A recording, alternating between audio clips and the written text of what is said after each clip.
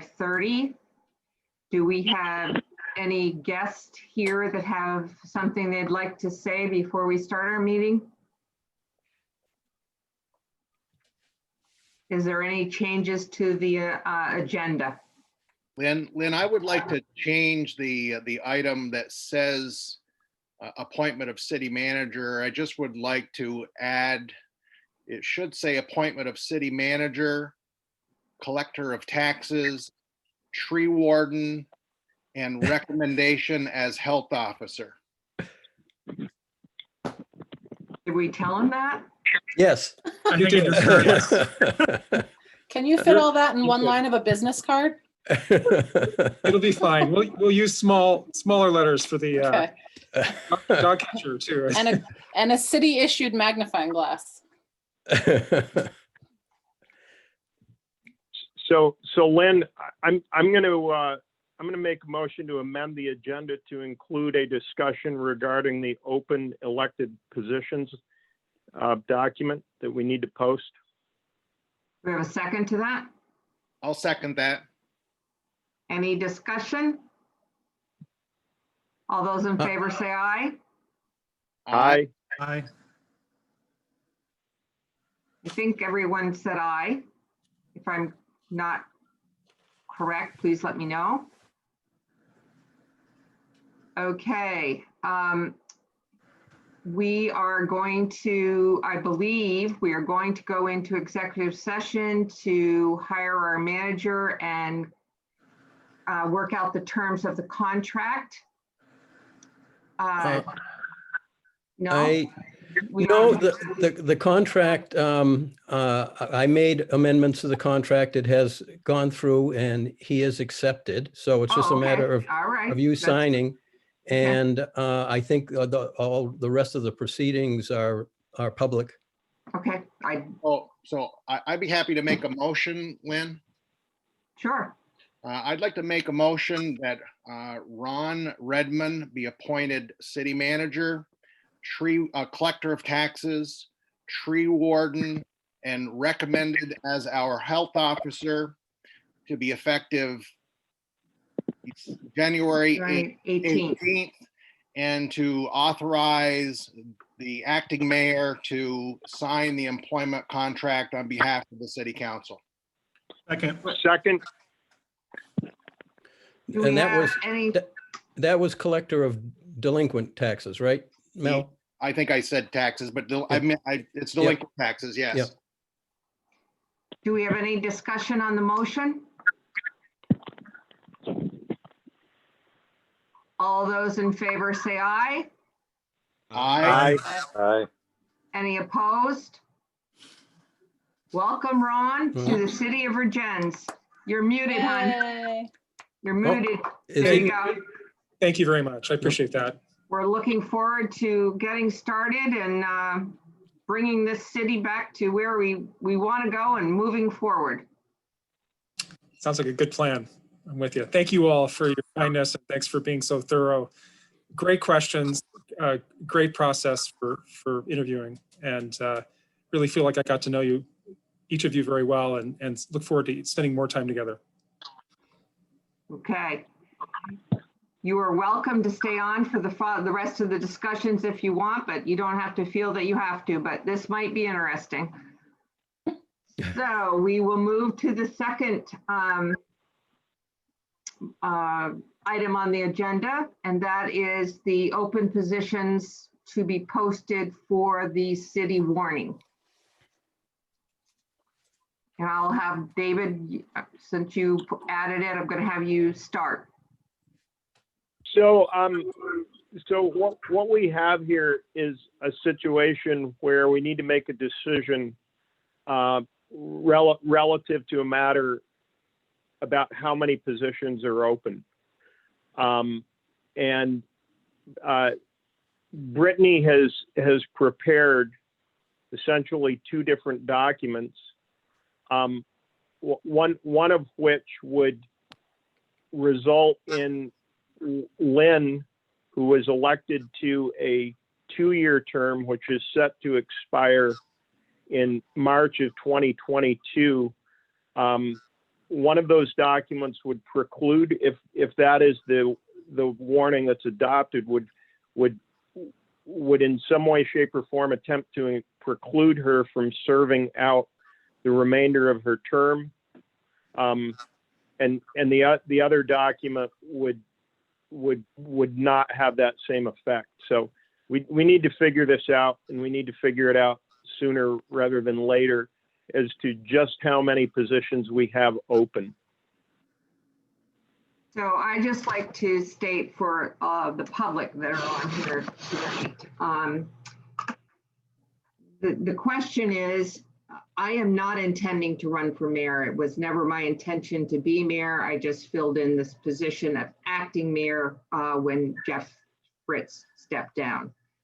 So the question has come before us is whether I retain my seat as alderman, doesn't even have to be senior alderman, or if, because I had to take the seat, was forced into the seat of Jeff Fritz, whether my term expires.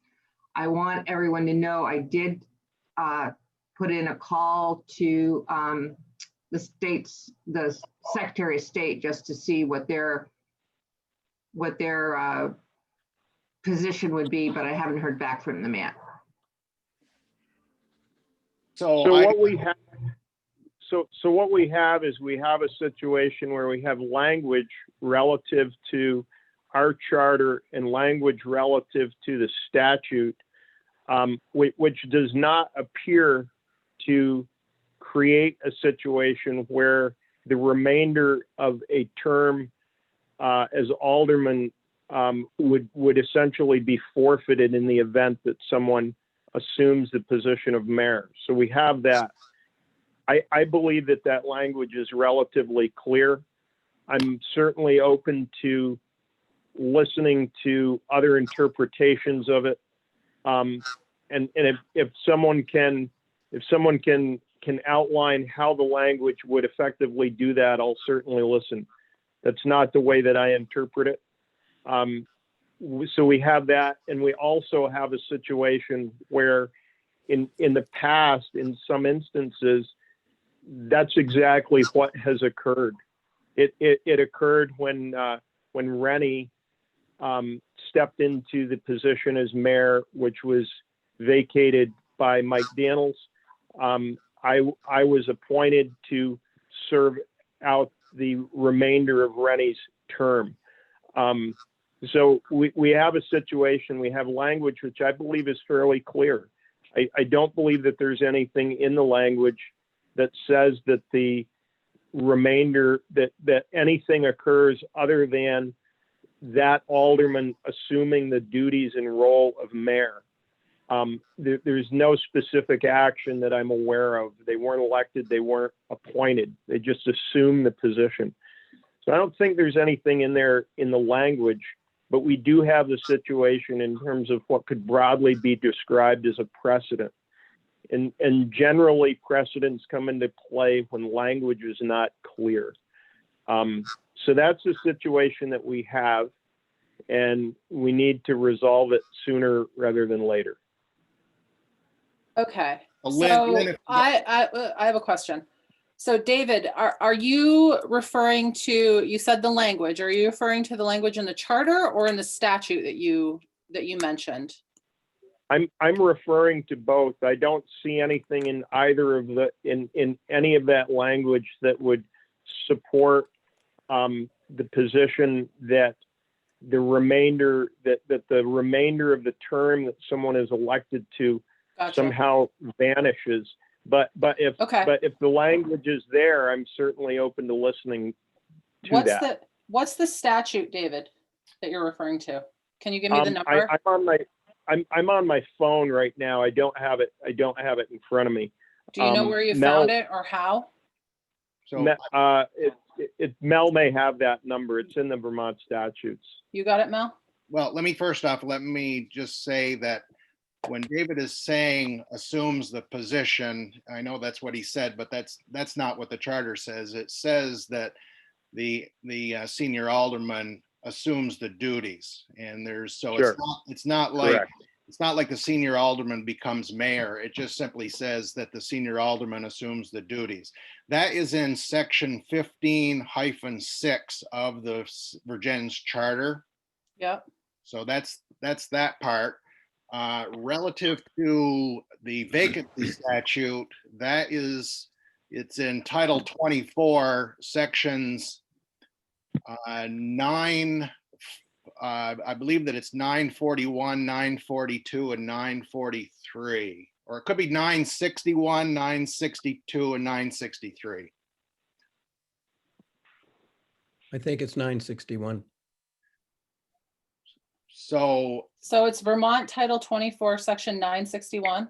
that's one of the statutes. Yeah. And what are you asserting that states, Mel?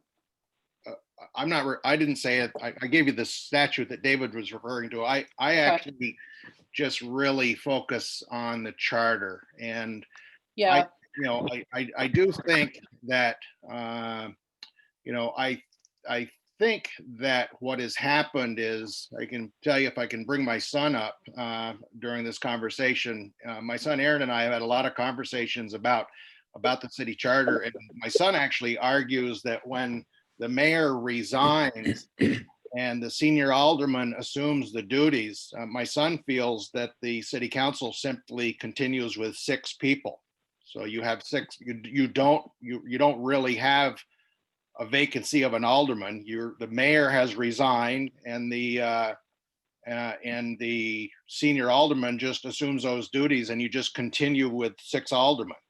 Now, there is another argument that section in Title 24, section 961, leads you to believe that you have a vacancy. All right. And, I certainly understand that if you have a 7-member board and the mayor resigns, you're down to 6. It certainly sounds like a vacancy, but you're actually not, you really don't have a vacancy in alderman positions, because in this case, Lynn was elected as an alderman. She's always been an alderman. She's not elected as mayor. So they aren't interchangeable.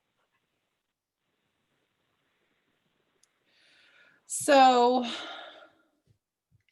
I hadn't read that statute yet. I did look at the charter.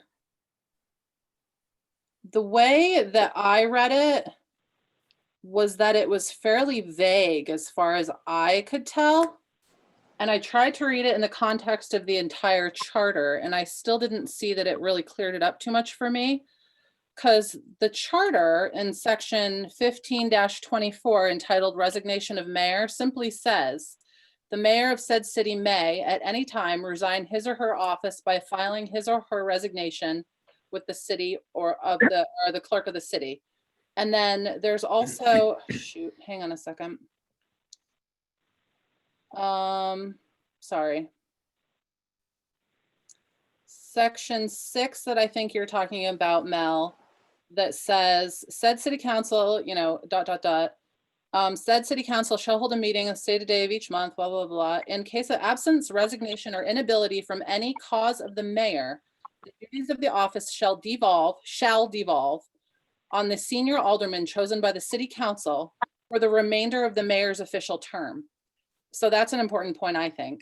The mayor and alderman shall ex officio have and exercise all the powers and authority of the justices of the peace. So the shall is important as far as I'm concerned there, because that's giving you direction. And it's suggesting to me that Lynn is expected to serve out the remainder of the mayor's term. Jeff was elected for 2 years, is that correct? You would have been up this year, 21. When? In March? Yes. Yeah, Okay. odd years. So then I think the question is more, it's not, to me, terribly specific about what happens after you step into the position and then filling the position is over. I couldn't find anything in my brief research that suggested that the alderman that steps in as mayor then loses their seat, but nor could I find anything to the contrary that said that you don't. So that to me was gray. And what was the other point I wanted to make? I think that as far as what seats need to be posted, I mean, myself, Dickie, Mel, and Ian were all elected for very specific terms, 6 months and 18 months. But I think that maybe the idea popped into my head that the term limits needed to have been explored for the folks that resigned. I don't know if we just moved into the terms that were vacated. You know what I'm saying? Well, technically we did, was what I was under to believe. But I mean, if that were the case, and we can flip back to this, because this, I believe that Jeff took over for Mike Daniels, correct? No, No, I he did. was elected. Jeff was elected. oh yeah, elected, yes. So Jeff is elected. That space is vacant. Dickie? Yeah, I read through the charter as well. The devolution of duties to the senior alderman is certainly open to a little bit of interpretation. It doesn't clarify whether or not like the position is then actually, the title is actually shifted. It seems like that seems open. The previous instance, when Rennie took on the mayor, his position was appointed and was functionally filled, which would explain why when the mayoral term finished, Rennie wouldn't have then switched back to being an alderperson because it had been filled. I think the special election we had in September functionally, like as it was executed uncontested at those positions, either Jill or I, it doesn't really matter, but one of us that was elected to the 18-month term was functionally appointed by the citizens of Virgins to the seat that was thought to be open, with Lynn taking on the mayoral duty. So I think there's a precedent and a follow through on that, where this an issue, really it would have had to be brought up before we were seated on the council. The charter also does make real clear the election schedule. The mayor and three aldermen on odd years and 3 aldermen on even years. Now, if we continue forward where we shift to where Lynn becomes an alderperson, we will be in direct violation of that schedule by virtue of having 4 alder people set to be elected to do an election on an even year. And we'll be definitely out of bounds of the election schedule as dictated by the charter if we were to do that shift, barring one of the people who are up for election whose term runs out in 2022, which would be myself, Jill, and David, currently stepping down to give that to offer our seat to make space for Lynn to return. I mean, I can see the interpretation because of the language in the charter, but I think there's other language in the charter that makes the election cycle very clear. And I think it's a tricky business to start and pick and choose which parts of the charter we're going to accept and which ones we aren't. I think there's a precedent that's been set before. I think the way the logic lines up to me is that to become a city councilor in March, Lynn would have to run for an open position in March. 0 people I've spoken to while campaigning and going through this whole process had any type of idea that there was going to be a acting mayor revert back to city council position. It was often came up in that there was there were 4 open positions for the September special election.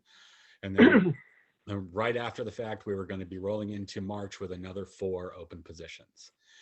So I think at very least, the members of the community that I've spoken to were under the impression that come March, we were going to be electing a mayor and 3 aldermen. Jill? So my question is, speaking of precedent, what happened when somebody else stepped into mayor? I think it may have even already been answered. And then did anybody have any aldermen tenure left when they were moved up to mayor to fill a seat, or was it just happenstance that the term ended? I did. I And what had, did you, I had 1 year left on my term, which I forfeited when I went into the mayor's position. My position was filled, and at the next election, I could not continue to serve the following year. so that's an Mhm. important point. How did you forfeit that year? Did you forfeit it in writing, or did you forfeit it by understanding that when you stepped into the mayoral role and that ended, that your alderman role was forfeited? I believe it was just my understanding because it's been done that way almost from the beginning of time. It's never been done any differently. Okay, It seems to me that, discussion of the charter is one thing, but some council, maybe even 100 years ago, looked at that same language and decided to do it the way we're doing it. right, And so, I'm so sorry. to me, they defined what that means. Yeah, so there's a longstanding precedent that's not only been displayed but acted upon for years. Yeah, That's right. Right. okay, so then, and it also, based on what Dickie said, is the expectation of the community. So I don't think that we're doing anything outside of expectation or precedent that's been set. Yeah, So Lynn, can I have the floor for a minute? You can. So first off, Dickie certainly has the whole time frame and the terms and whatever. He does have that down, and about being in sync with, typically you elect a mayor and 3 aldermen for 2-year terms on odd years, and 3 aldermen for 2-year terms, even terms. And there's no question that this discussion brings up talking about, did we do this right in September? And I can tell you, I really think that there's an argument that we did not do things right, or things were not done right in September, in that because Lynn was elected for 2 years, what should have happened is either we only elect only 3 people should have been elected, and the city council would run with 6 aldermen and no mayor. That's one option. Or if they were going to get back to 7 people, they probably should have considered, or based on the time frame, everybody, they should have elected 3 aldermen for 1 year, for terms ending in March of 21, and only 1 person. So they elected 4 people, but instead of 2 and 2, they should have elected 3 with 6-month terms and 1 with a 1.5-year term. Now, having said that, I want to give everyone I'll say a hypothetical, but I think it's important, because what we do here tonight may very well be clearly setting a precedent that you don't want to set. All right. Let's say that and I'll use people's names. Let's say that, Lynn Donnelly, she was elected to be the senior alderman last March, just after having been elected to a 2-year term. And let's say that Jeff Fritz resigns in the middle of February. All right. Now, what's happened is, if Jeff resigns in the middle of February, since Lynn is the senior alderman, she assumes the duties of mayor until the end of the mayor's official term, which is in March of 2021. Now, if you all think that she loses her 2nd year now, then I'm assuming that you would assume, any of you that are assuming this are assuming that she would lose the 2nd year because Jeff Fritz resigned in February, and now it's too late for her to run for alderman. So under that scenario, I think that this precedent that you're referring to was not really fully thought out when I give you that example. Ian? I don't think the assumption is the right word. If there is a precedent that we already have that's been long standing, that's exactly what it is. It's a precedent. sometimes Right. precedents come back in odd ways and don't necessarily work perfectly. But I think this is a broader issue that has to do with the charter, which if the charter needs to be resolved to have more specific language, then I think that's more to the point of what we need to address. Precedent's precedent. The precedent, in my eyes, has clearly already been set. If the charter, and Ian, I'd agree with you relative to the charter. So I'd just point this out. If the language in the charter, whether it's the existing language or any language that we would choose to adopt, it needs to be highly specific if the intent of that language is to deprive a sitting alderman of the remainder of a term in the event that they assume the duties and role of the mayor in the event of a mayor resigning. It has to be very specific in actually directing that to occur.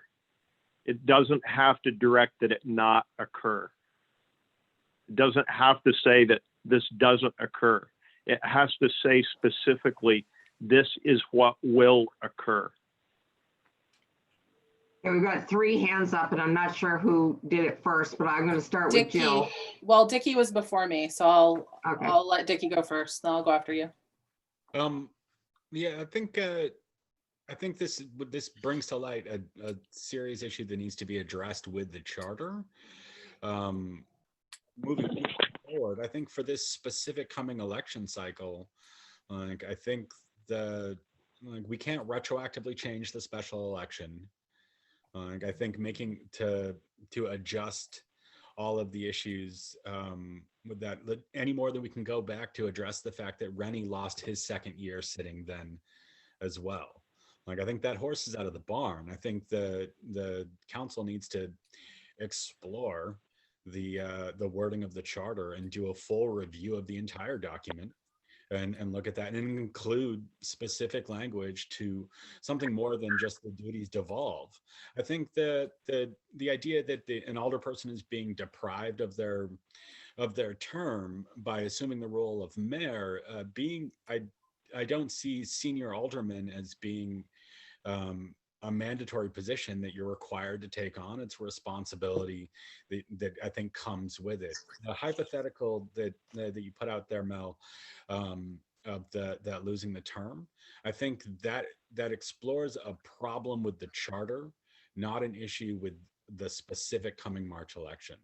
I think it seems pretty clear with the amount of council members we have now that the proper course of action would be, if Lynn cares to be on the city council, to run for a seat in March, and then to keep the process whole, honor the election cycle of the charter, and then I think the city council needs to very much move to the top of their agenda, addressing the charter and the flaws in the document.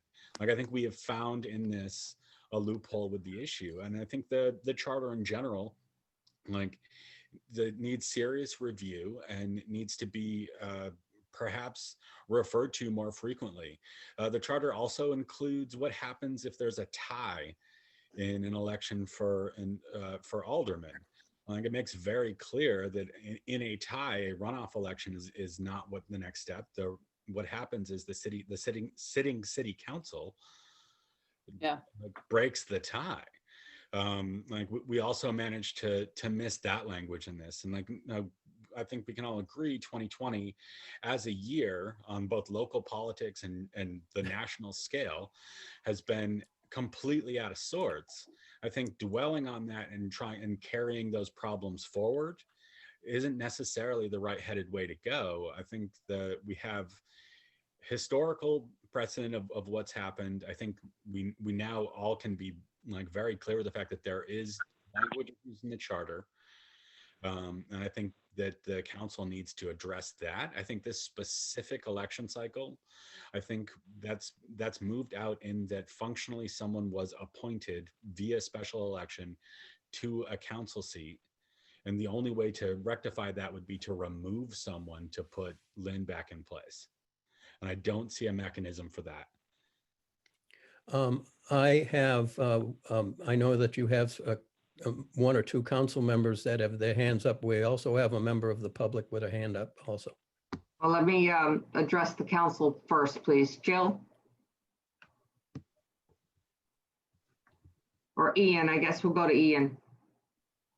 I basically have to Okay. agree with everything Dickie just said. I feel like precedent's been set, charter needs addressing, Yeah. and I think that's where our focus needs to be on this. I have not heard any case in which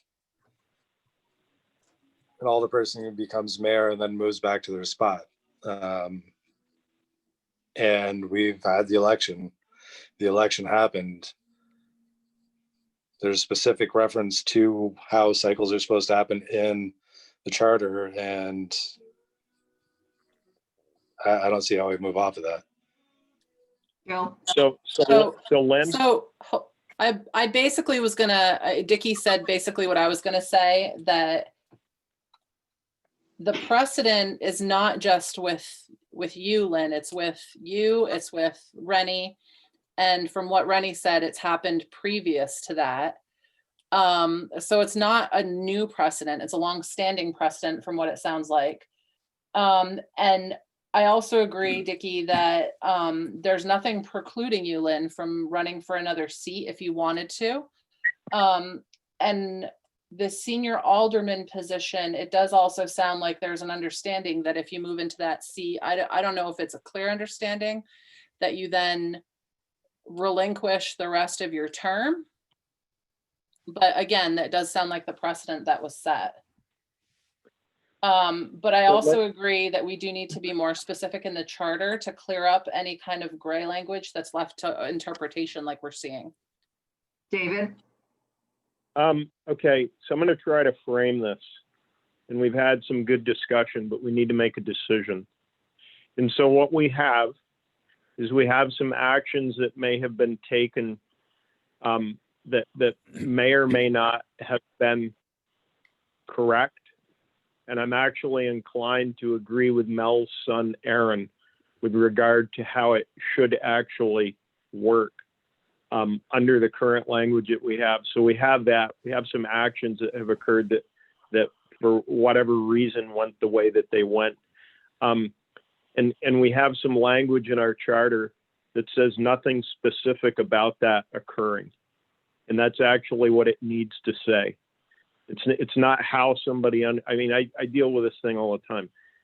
It's not what somebody thinks something says. It's not how somebody understands it. It's what it actually says. And the charter does not specifically say that occurs. It doesn't say that it doesn't occur either. But in Right. order for that language to have any force, it has to say specifically, this is what occurs. I do not believe that it says that. Irregardless, I understand every argument on all sides. What we have here is we have an alderman who has stated an intention to continue to serve out the remainder of an elected term. And we need to make a decision relative to how many positions are open. That's all we need to do. And the sooner we do that, the better. And I'd agree with everything that everybody said. We do need to look at the charter. The language should, if the understanding is that in the event that an alderman who has assumed the role and duties of the mayor, once they do that they forfeit the remainder of their elected term as alderman, or they're no longer an alderman, or whatever it says. We need to make damn sure that the language in the charter specifically says just that. Because if it's silent on it, it doesn't mean anything. It doesn't, if it's silent on it or it doesn't speak to it, it does not mean that just because it says that does not occur, that it occurs. That's a very, very important distinction. So that's what we need to decide.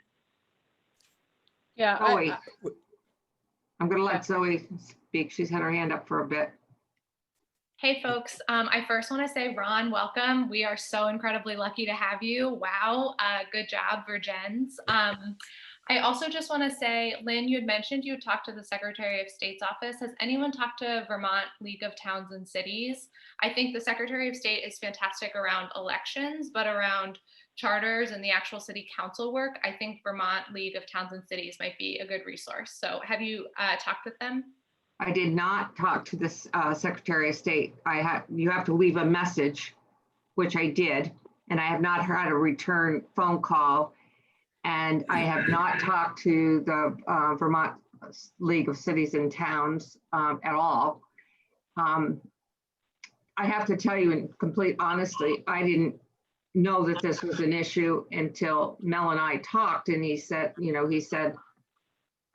I assumed I would have the second year. I just assumed that. So that is why this is all coming up. This is not what I expected, not what, and I have to say, I'll say this, not for me, but for anybody who agrees to be senior alderman. I don't think if you agree to be senior alderman that you have to give up everything else. If somebody else in the mayor's position quits for whatever reason, how can you justify giving up what the elected people chose just because you're forced into taking the acting mayor position? So whether it's me or anybody else, I don't understand that rationale at all.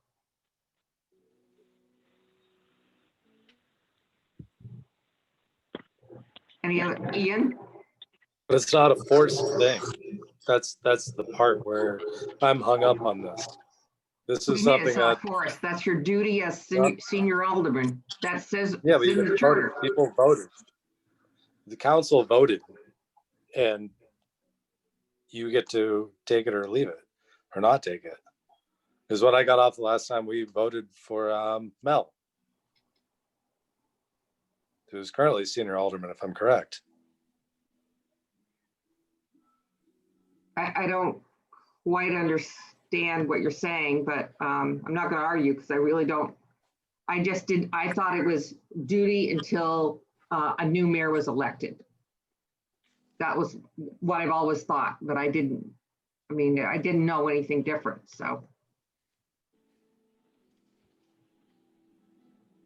So we've got to make some decision because Brittany needs to get this going forward. And is there other people that have their hand up from the public that wanted to say something? Or, because if not, I would like to take the floor again. I don't see any. anybody. I know Mark had his hand up earlier. I don't know if he still has a comment. Yeah, it went down, so I don't know whether he wants to or not. It was a mistake. I didn't realize I hit it. Sorry. Okay. Thank you, Mark. Okay, Mel, go ahead. So Brittany sent out the opening positions public notice to everybody on the city council. And, she certainly was aware that there was differing interpretations relative to this situation. And so she sent that out to the entire board.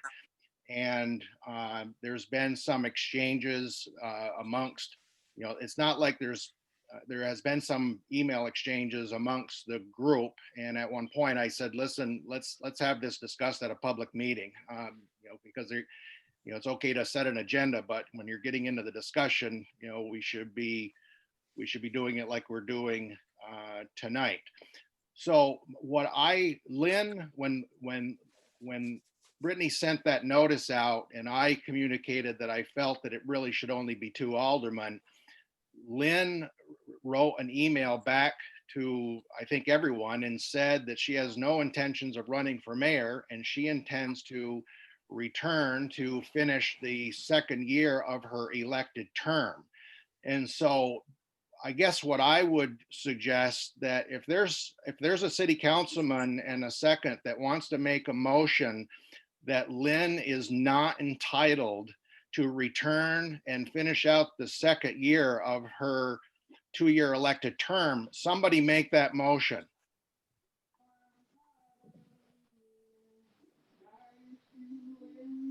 I'll make that motion. Yeah, I'm sorry, Lynn. I'd have to agree. Yeah, it's not- Dickie it's made the not- motion, Ian seconded it. I didn't make the motion. I was raising my hand to speak. Ian made the Oh, motion. I'm sorry. Go ahead, Dickie. Well, like a motion was made before I was called. So like that's on the floor right now. Is that correct? Yeah, but there's discussion, so go ahead.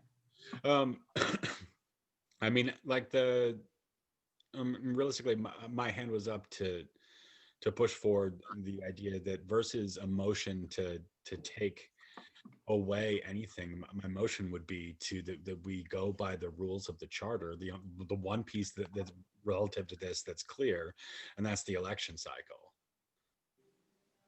Like the rest of it is open to interpretation, and understandably, like it's gray. The election cycle is black and white. Like I think that's very clear. If this were an issue, this should have been contested before the election in September. It should have been made clear that we're not electing, or like the same way that we elected shorter term like alderman positions and fill-in, we should have elected a mayor whose term would have ended in March. At which point, when they were elected, Lynn, the duties of mayor would no longer have devolved to senior alderman, and we wouldn't be in this situation. That's not the case we're in. If we push forward with the smaller level of openings for the March election, we will directly be violating the one part of the charter that is clear about this, the election cycle. And it's unfortunate that this wasn't brought up beforehand, before the special election, to make sure that this was done correctly. But this is where we're at. Barring someone being willing to abdicate their seat to make room to honor the election cycle, I don't see how we move forward where Lynn gets to revert back to alderperson and finish out that second year without a direct violation of the charter stated election cycle. We'll just say this because it was, there was no history for this, but we didn't have a council. So to make decisions as a council, we could not. We only had three members. So to say that we should have discussed it, that we should have, but we couldn't. And there was no direction from a council because we could have no meetings and could have no discussions. So to blame a formal or what we did wrong in September wasn't the council's fault, because the people that quit caused the election and caused us not to have a council. So I don't agree with you on that, Dickie, but I'm not, it's a moot point at this time. If the mistakes were made, they were made, but they were made because we had no leadership. Oh, 100%. I don't believe it's an issue of blame. I think the scenario, like whether pointing a finger is not helpful, but the scenario we're in right now means that barring someone who's already like sitting in a council with a term that ends in 2022, how do we revert from acting as mayor back to an alderman without violating the charter election cycle? Lynn, can I have the floor? Sure. So I understand, Dickie, that you're really focusing on this charter that in essence, in my words, in odd years, you elect a mayor and 3 aldermen for 2-year terms, and in even years, you elect a 3 aldermen for 2-year terms. And that's exactly what the statute, that's exactly what the charter says. However, if there is an alderman, that that resigns in the first of their 2-year term, the city council appoints somebody until the next election. And when that next election occurs, if it occurred in an odd year, you would elect a mayor for 2 years, 3 aldermen for 2 years, and 1 alderman for 1 year. And I could give you the same scenario if it was an even year. So I think that for you to just be so totally focused on the charter says that in odd years, we appoint a mayor and 3 aldermen, and even we appoint 3 aldermen for 2-year terms. I think that in certain circumstances, like a resignation of an alderman, you do elect more than what the charter says to keep yourself in sync. Now, having said that, what to me, like I say, I think that a mistake was occurred, in September, and everybody who got elected is fine. All right. Maybe I'm a little bit in the question because, David Small and I tied, and there was apparently, according to the charter, we weren't supposed to have a runoff election. Of course, I don't know what happens if the city council can't decide on that, but let's set that aside. The point is that if Lynn, if this motion fails, let's say, Lynn ends up going back to her seat. And what happens is in 2022, we'll be electing 3 aldermen for 2-year terms and 1 alderman for a 1-year term to get us back in sync. So it is going to take another cycle to get us back in sync with that charter that you're referring to. But the mistake in September is what got us into this pickle. Yeah, and what's the vehicle? I mean, if this had been caught in September, I'm assuming there would have been some way for somebody to object to what was being suggested as the election. I mean, why? Maybe I'm not articulating this very well, but I'm surprised that nobody spoke up and said, that this is not correct. We shouldn't be electing this many people. And I would think that respectfully, Lynn, that would have been your opportunity to say, by the way, I have another 6 months or a year, however long it would be after this. So if you elect all 4 of these people, that's essentially going to remove me from being able to go back down to my alderman seat. Nobody's getting removed from anything. Nobody's Bad choice of words, but you get what I'm going for. There's a member of the public that I see wanted to speak. Catherine. Should I put her on? Yes, please.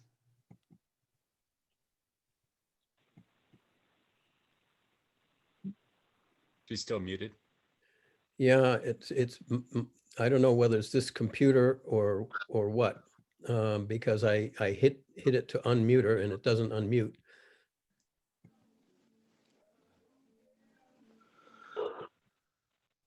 There, no, you're still muted. Catherine, can you unmute yourself? Yes, can Yeah. you hear me now? Good. Yes. Good. Yeah. Thank you all and welcome, Ron. It's wonderful to have you. Amazing. And congratulations to the whole council for doing hiring you. My work experiences with nonprofits and the document that keeps a nonprofit on the straight and narrow through different iterations of directors and boards is always the documents that are basically the charter. And I think that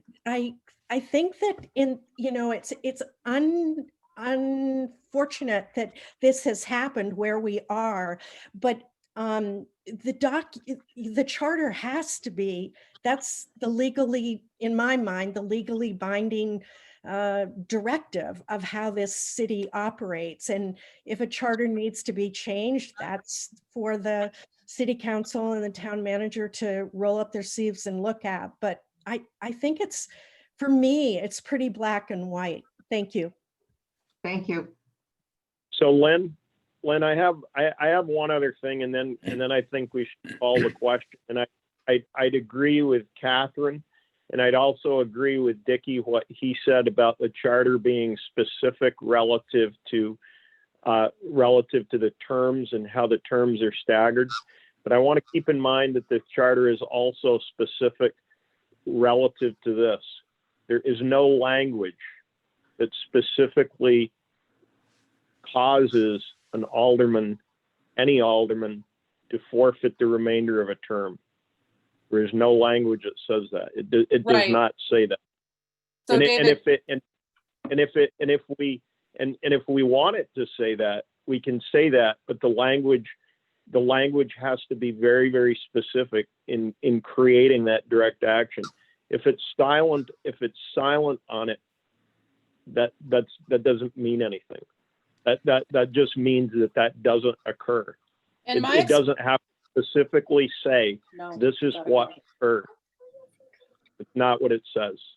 So that's it. I think we should call the question. Wait, I got two more, Well, Jill and Ian. So in my experience, if a contract is silent, it reverts to a certain, I mean, in what I do, when my contracts are silent, it reverts to a certain, it reverts back to something else, and we have to follow that precedent. But I think here, because the contract is silent, it left us open for interpretation, right? And that interpretation was long since made that if a senior alderman steps into that mayoral seat, they relinquish the rest of their alderman term. I understand, David, the point that you're making, that it's gray and it's not specific, and that's unfortunate. But essentially what we've done is we've specified what happens when that's gray by the precedent that's long since been set, with at least two people that can speak to that right now.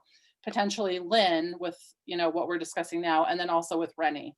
So I think that yes, the charter needs to be much more specific to what our intentions actually are going to be going forward, but I think that we have to follow the precedent that's already been established long ago. I'll respectfully disagree. I mean, when I read contracts, and I read a lot of them, when they're silent, I don't refer to anything. I mean, I don't, there's typically in the things that I deal with, there isn't precedent. And unless something says this is specifically if it's a negative action, regardless of what it is, it needs to say, this is what specifically occurs. Right. If it doesn't say that, it doesn't occur. It doesn't need to specifically say, oh, by the way, the senior alderman retains the remainder of their term. It doesn't need to say that. If the senior alderman or any alderman or if anybody loses a portion of a term, it needs to say that specifically. I could put headphones on if you don't want to. Right, but Please, Darren. Will you mute everyone but the council, please? Yes, that's what I'm trying to do. right. No, I hear what you're saying, David, but I think Yes, there you go. What? I hear what you're saying, David, but I think that because in this instance that the contract has been silent and the precedent, again, I sound like a broken record, but because the precedent has been set so strongly that I think that that's where you have to defer. Well, if we're going to base it on the precedent, I mean, that's certainly a valid argument, but it's not a valid argument. I don't think we need to base it on the president. The charter specifically states on what we're voting on and when. Tell me The what fact in the what in the charter are we basing it on, Ian? Where does what it say? Dickie was saying with the voting on what happens when. But can you tell me where it says in the charter that a senior alderman who assumes the roles and duties of mayor? That's not what I'm loses talking about, David. No. That's not what I'm talking about. We're talking about what Dickie was mentioning, odd years and even years. That part is clear. That's the only clear part. The rest is not clear. The rest of the charter definitely needs to be updated. I think that's the only thing we've established tonight. Well, the fact that the charter needs to be. We're going over the same things over and over and over again. I'll agree. I'll agree with you on that. I'll agree with everyone on that it is very clear. But you know what else it's clear? It doesn't say that. It does not say. It is crystal clear that the charter does not say that a senior alderman who assumes the role and duties of mayor loses the remainder of their term. It is crystal clear that it does not say that. But it also doesn't say anything to the contrary, David. That's the No, problem. It does does not. And there's need- also ample time for It- the remaining members of the city council who could have, when we went off on the special election, could have just replaced the people as aldermen that needed to go. That was the Where opportunity. Like, hold on, I'm we- not done. Hold on. In my opinion, fixing a mistake with another mistake has never made sense in any aspect. And if the charter's clear in one area and completely vague and foggy in other areas, I would not dive down the foggy road. Stick with what's clear. We've had this election, it's already up and done. Stick with the charter, and then we can fix the charter moving forward. This has nothing to do with anybody who's currently on seat or losing terms. As far as I see, the precedent says X. The charter says Y. Y is the only clear point. And yes, we are going around in circles. I'll agree with you on that, but can we establish that the charter clearly does not say that a sitting alderman who assumes the role and responsibilities of the office of mayor loses the remainder of their elective term? I'll listen to any other argument, but it does not say that. But it also doesn't say that they don't. Right. And it doesn't say doesn't either need one. to- and it doesn't need to say that, just in the Well, same what's been way that happening? any other contract does not need to go down that road. But it can though, In- David. in You can any make a round. contract. It You can though, can. David. It You can. can make It a can. contract Whoa, preclude whoa, whoa, something whoa. that you We're wanted to. getting out of control here. David was still It speaking. can, but it doesn't need to. I've seen that, and I've actually been involved in litigation with exactly that. It can say that, but it does not need to. Okay, Jill, I'm good. Go ahead. Mel, So one of the things, Lynn, let me just first up just ask you a question. When you assumed the duties of mayor and thus being the so-called acting mayor, did you sign a new oath? Did you sign a new oath of office? I don't believe so. Okay, and the reason why I bring that up, I don't know if you did or you didn't. I don't know, because I can tell you that if you took an oath that you were the mayor, that would have been another mistake. But you, I don't think I did that. I don't remember doing that at all. okay, so that's why, that's one of the things is that you were elected for 2 years. You took an oath of office that you would, serve the city as an alderman for 2 years. That's what you did. And therefore, there really isn't any action of your own that did away with the second year. And, and I understand, Ian, where you're thinking, we made a mistake, let's not make another one. Actually, I think that we probably did make a mistake, and mistakes have been made, and let's not make another one by honoring the fact that Lynn was elected alderman for 2 years. She was elected by the voters, and an election by the city council that she be the senior alderman should not trump, no pun intended, the election of Lynn as an alderman by the voters. I mean, really, that just, there's no logic there. Can Dickie? He's had his hand up, yeah. I guess I would be interested to hear the opinion of the League of Cities and Towns. I think this discussion has started to become cyclical. I think waiting to hear back from the Secretary of State and putting that question to the League of Cities and Towns on their interpretation would be helpful advice.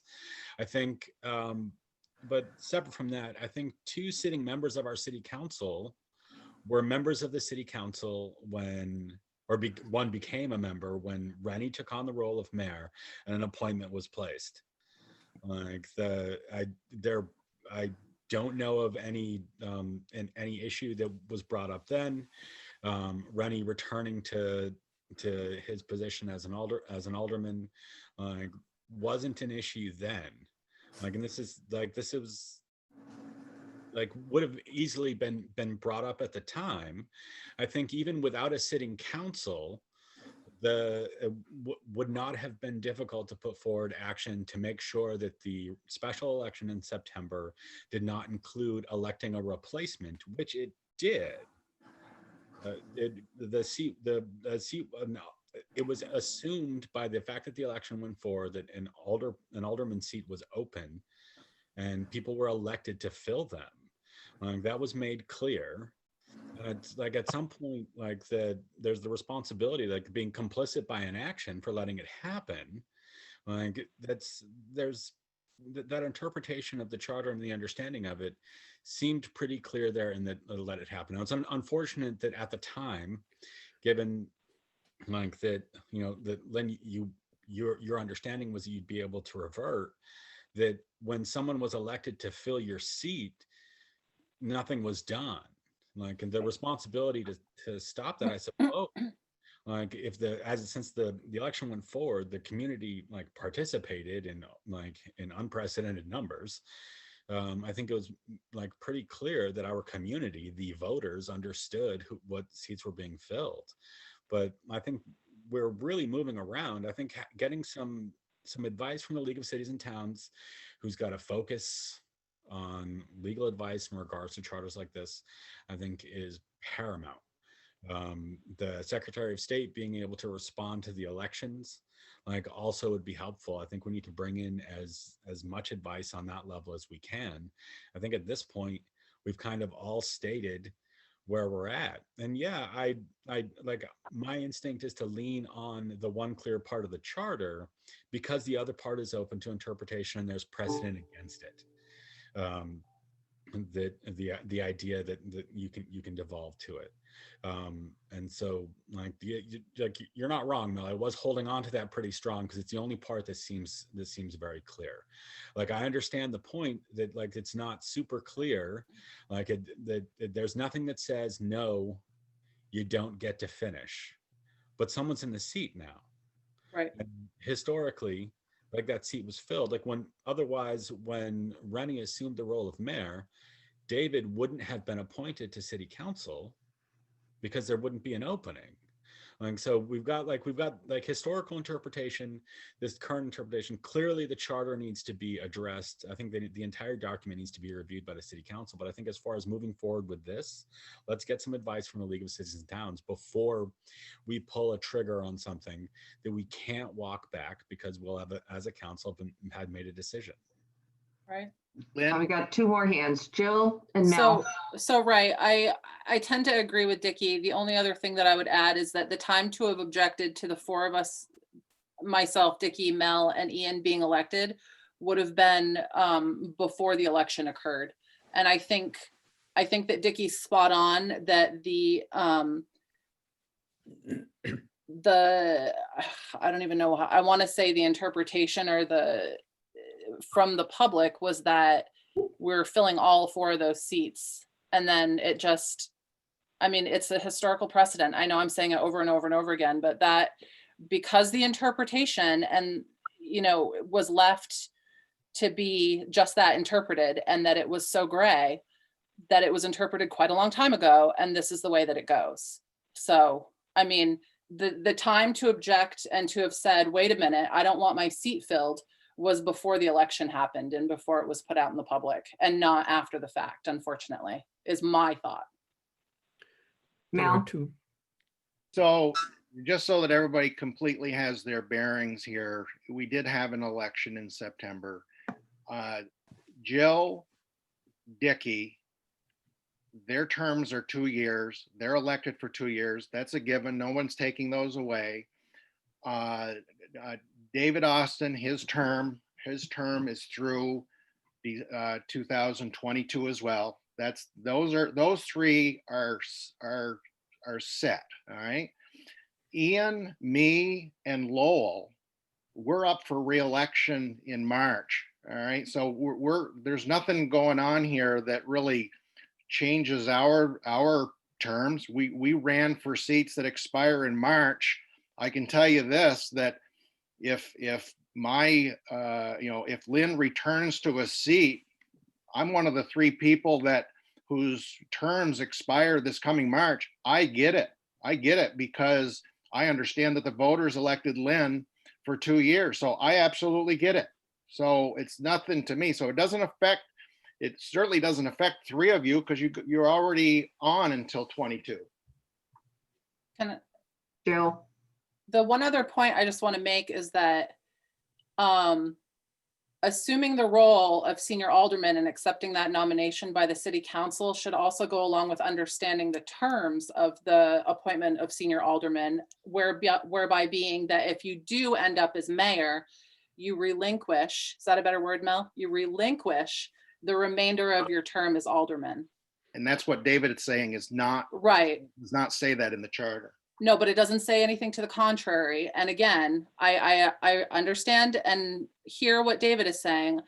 I disagree in the sense that I'm leaning heavily on the precedent that's been set, that this is the way we do it, that when you're essentially promoted to mayor, you relinquish the rest of your alderman term. And, that was solidified when we, as a city, elected the 4 of us.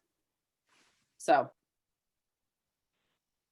Mel, No, I'm sorry. I meant to lower my hand. I'm sorry. okay, we have Nael. Oh, excuse me, sorry, Lowell, sorry, I didn't see you, Lowell. Go ahead. There hasn't been anything new that has been stated in the last half hour. Can we, I know. there's a motion on the floor. Can we just vote for that and move forward, please? You calling the Amen. question? Can we reiterate what the motion was? I'm sorry. I believe the motion was to move that Lynn does not finish out her extra year term. That's not a good motion. It's not. Sorry, was I recognized? I couldn't pick up. I'm sorry, Neil, the question has been called. We're just trying to clarify what the motion is. I'm sorry. So who wrote that down? Brittany, if you got that down? The question is whether or not there's 3 or 4 alderman positions available, correct? No, that's not the motion. Brittany? The motion was whether or not Lynn finishes out her 2-year term as alderman. The motion that Ian made was that he moved that Lynn be not entitled to finish out the 2nd year of her term. And there was a second. So the question's been called. All those in favor say aye. Aye. Aye. Wait a minute, I better count these. Dickie, Jill, Got 3. Ian. All those opposed, say aye, say nay. Nay. Nay. Okay, so we have 3-3. And I don't feel, since I'm the controversial person, that I should break a tie one way or the other. I don't think that's legitimate. So I'm not sure what happens when there's a tie, what the Roberts rules is on that. You're supposed to vote. You're supposed to vote. Actually, because I think the council adopted Robert's rules in the beginning. The mayor is supposed to vote in all votes, That's not correct. just a tiebreaker, all votes. Correct. Well, I think I'm entitled to it, so I'll say nay.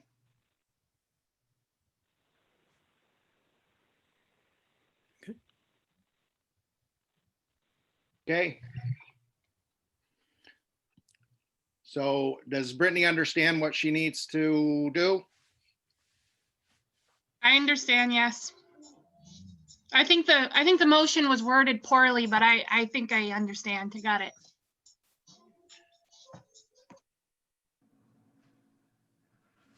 If there's no other business and there is nothing else. There's 2 members of the public that have their hands up. I don't know whether you want to let them address it? Neil? Yes, thank you. Sorry. No worries. I hope you can hear me. I'm on my phone. I apologize. So I've been listening into the bulk of this conversation, and I'm of course this is a conversation of some consequence, but it also wasn't one that was appropriately warned. Even though this is certainly business that is relevant to how the city functions. On the question itself, there's truly, here's an example that carries clear analogy, and you can look this up. In the case, these are the highest offices in the land, right? In the case that a president of the United States, does not serve out his or her term, he would be replaced, of course, by the vice president.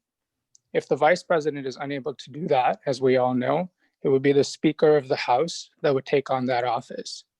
The Speaker of the House in that situation, after serving out even after serving out the term, is not permitted to go back to their previous office. That just simply expires. And the reason there is the term is associated with the role and not with the person. Neither is it associated with the previous position, the previous term that position, the previous role that person carried. So there really is precedence for this. And of course, this is a question that is relevant in the Virgins context. And it seems like there's simply not clarity on how our charter functions. For that period of time, let's again roll with the example of the Speaker of the House. Of course, if they moved on to be the president in that situation, there would be a new Speaker of the House appointed. If they were to revert back to being the Speaker of the House, that means there would be double representation, which is the reason why people assume the term associated with the role as opposed to their previous role. So it's really fairly black and white to me in terms of how this should function. And I wish that the public was given the opportunity to have a warned conversation about this, and it simply was not the case today. Thank you. Elise? There's, do you want to take Darren Donovan, member of the public? And I know that Lowell's got his hand up also.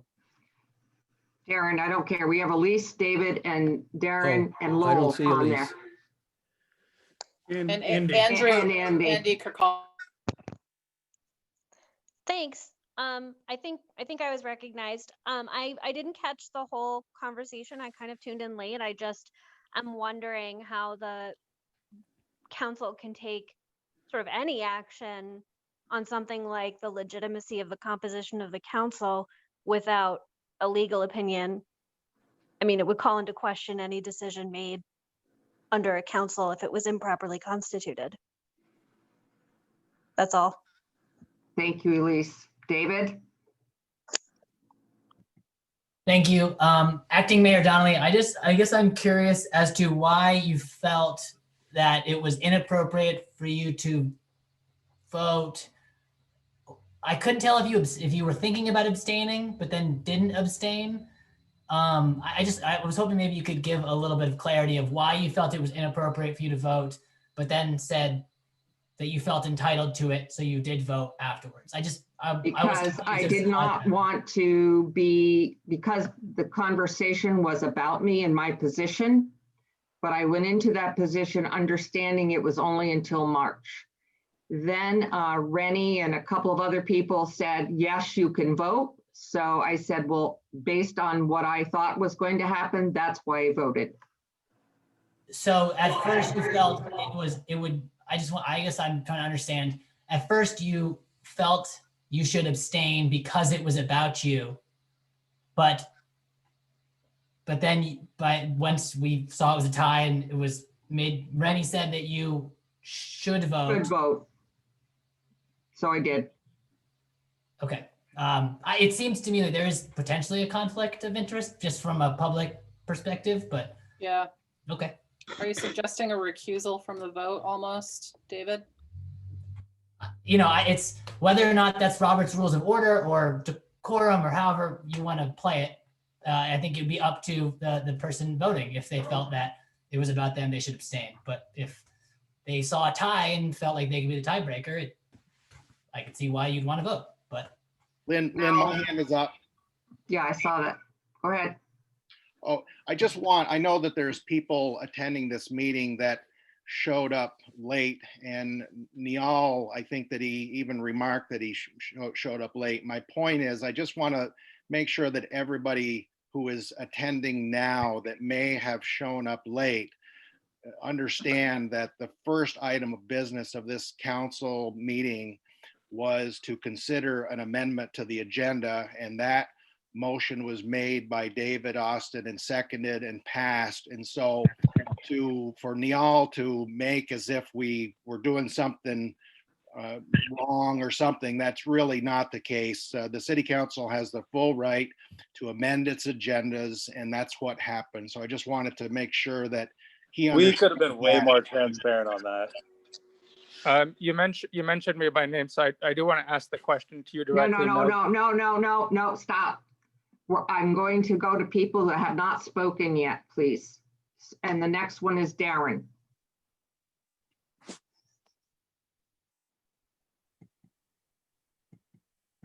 Maybe. Hello, can you hear me? Yes. Hi, good evening. So I also was one of the people who came into the meeting late.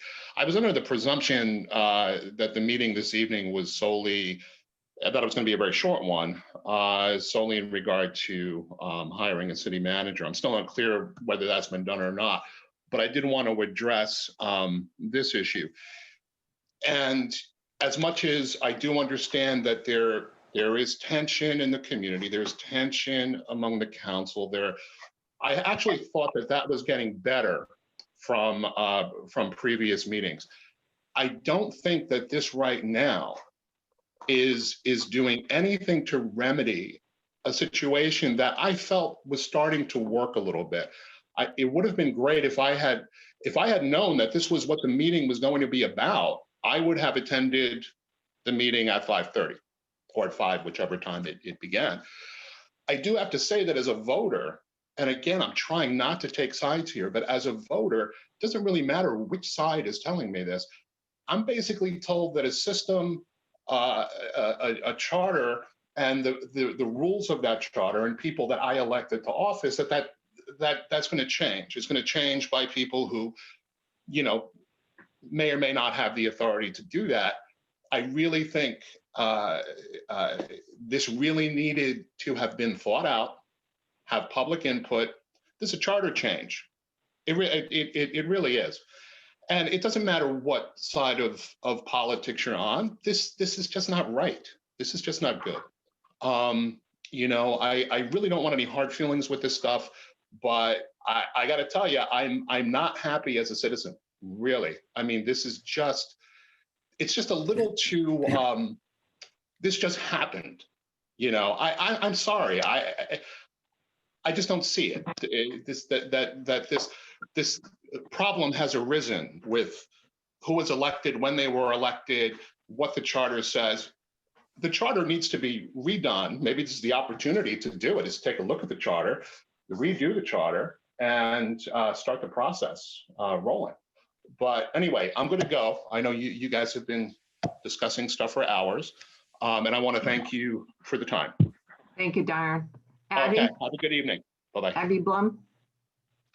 Hi, I wanted to note a couple of things on the public record. First, I think there has been a real loss of faith in the leadership that took place over the summer and the resulting months. And the elections did lead to a good growth and sort of higher confidence within the council. However, it's things like this that make us really question our leadership. And just speaking personally, I think I would have voted differently last March for Lynn's position and seeing how her leadership has played out. I'd also want to point out that Robert's rules do allow for recusals. And I think this is a great opportunity to recuse yourself as you are leaning towards Lynn. So again, this is quite a disappointment. I'm very sorry to see how this conversation has progressed. And I would have hoped, like many others have also said, that we had more guidance from the Vermont League of Cities and Towns, as well as the Secretary of State's office. That's it. Thank you. Thank you, Abby. Okay, Jill. I just have to also state, just because I don't think I'll be able to live with myself if I don't, that I tend to agree with what David said. Unfortunately, that Lynn, I feel like maybe in this circumstance, recusing yourself from the vote may have been the appropriate course of action. And I'm a little bit uncomfortable with you have voted either way after already hearing who had voted for, what the numbers were. So I'm wondering if there's any way that we can table this and talk to the VLT and get some actual legal advice before we proceed. Andy. You're muted. Unmute yourself. Okay, here we go. Yeah. I'm just thinking if this stands, and I'm assuming it will, I just wondered, there was talk again about trying to get back on track with the 3 and 1 and then the 3 the next year, whether when you prepare the warning that one of the positions for council would be for 1 year so that you would get the 3 for the next year in order to get the chartered prescribed election schedule back on track.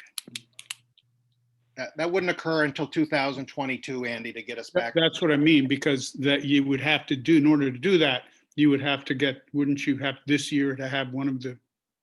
That's next year in 2000. Right now, we have 3 aldermen right now, Jill, Dickie, and David, whose terms expire in 2022. Oh, so that would be, all would be on the ballot this That's a year. given. So this year, based on the motion that failed, Okay, then fine. So next year, the plan would be for next year then to have the 3. plus one for one. It would be a 4 and 1 next year. No, next year would be 3 for 2 years and 1 for 1 year. 3 for 2. So there would be 4 alderman seat next year. That's correct. Okay, 3 for 2 and 1 for 1 in 2020. Get us back on track. Okay, to get it back on track. That's what I was just trying to clear that up. That would Thank you correct for the your mistake that occurred in September. Right. Which might have landed one of you on the council. Maybe that vote. EDA? Have your hand up? Yep. Yeah, I'm a little confused. If you want to be on the council, can't you run in March? Yes. Why go through that whole process? That seems very, adding more drama to town politics when, you have plenty of support from the voters. I think if the guy that used to own. If you want to run back on the council, I think you should do so. Thank you, DDA. Chris, you haven't spoken. Chris Spencer? Hi, can you hear me? Yes. Hi, thank you for taking my question or just my time. I just want to echo, I think, what quite a few of us have said on this call already, but I think it's important for whoever is kind of chiming in to just reiterate that I think it's really unfortunate that any sort of vote was taken this evening on something that seems really important, and with so much ambiguity on this topic, to have rushed through this just seems not in the best light for all of our city officials, especially given the tumultuousness over the summer. I just wish things were done differently. And I know that we're all doing things as transparently as possible. And I want to believe that everyone has the best interest in what they're proposing. This just doesn't sit well with me, and I don't think it's going to sit well with a lot of people in the community. Thank you. Thank you, Chris. Sarah?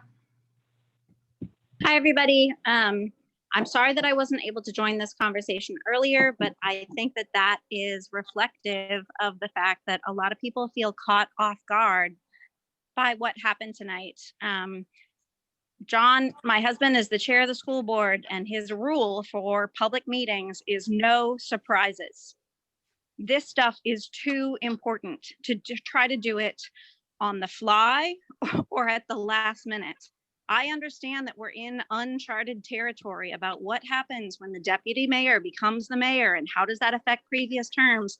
And obviously there are really important questions that we all have. I hope that the city council will invite the public to participate in this conversation, that this is not the last time that we have this conversation, that we consult the Vermont League of Cities and Towns, that this become something that becomes part of our public discussion rather than something that happens at the last minute. I hear Mel and I respect his experience in terms of what the city council is able to do, that amending the agenda at the last minute, yes, is legally permissible, but politically at a moment of incredibly low public trust in our public officials, not just in Virgins, but around the country, I encourage our city council to go slowly and invite public participation. So I thought that this was a meeting about the city manager and I would hear about it later. And instead I put down the books that I was reading to my children and joined the city council meeting for something that I actually think is super important, but I would also like to be prepared to discuss rather than to do so, you know, in my pajamas on a Tuesday night. So I hope that the city council will invite the public to consider this question again and also do so as the full council with some time to prepare. Thank you. Well, I will say that I am going to call the Vermont League of Cities and Towns. If we've done something improperly tonight, we will certainly take that up. Just so everybody is aware, time is the issue here. We're not trying to press something through quickly, but the warning has to be done, and Brittany is trying to do it as correctly as we possibly can under the understanding of what we have. So please don't think that this was something done underhandedly, because that is not the case at all. We've been trying to work through this with the city for the last week or so, with emails going back and forth telling everybody's opinion on what should happen here. But I will say that I am not the mayor. I am the acting mayor, I thought, until March election. So when I was asked to vote, that's why I voted.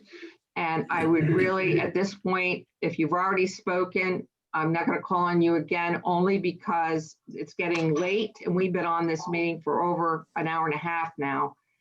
But I will recognize Jeremy, because he hasn't spoken, and Jill following Jeremy. Muted. Muted, Jeremy. Thank you. I just want to thank all the council members for your time. You've been putting in a lot of time and working for all of us. I would hope that all of us would go forward with a little more wisdom.